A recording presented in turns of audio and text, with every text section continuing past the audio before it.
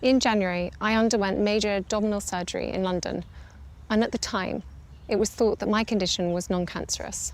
However, tests after the operation found cancer had been present.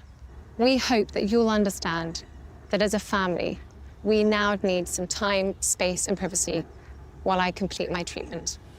There's a real plea in all of this, in the princess's message, in her own words, for privacy and the time that they need to heal and recover and come to terms with this as a family. The children are off school. They've just broken up for the Easter holidays. I expect it will be very private, where they can just be out of the public gaze and come to terms with what is really quite devastating for them as a family.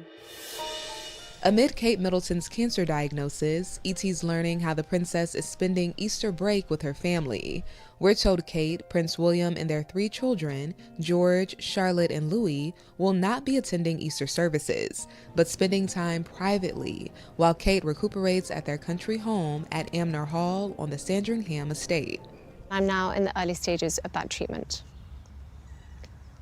This, of course, came as a huge shock. And William and I have been doing everything we can to process and manage this privately for the sake of our young family.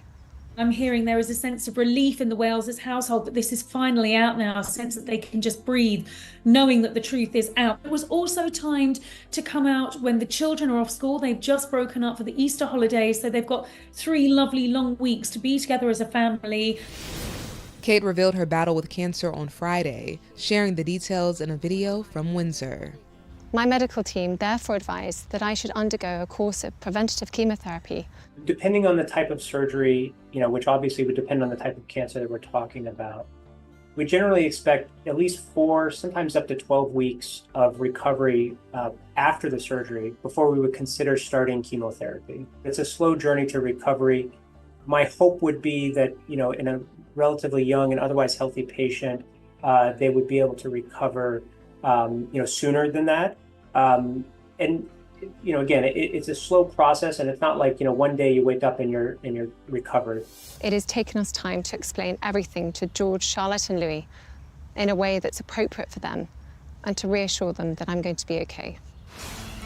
At the time, a source told ET the princess and her husband struggled to tell their children about the diagnosis. Their primary concern was to be able to explain this to the children in a way that was reassuring and they could process.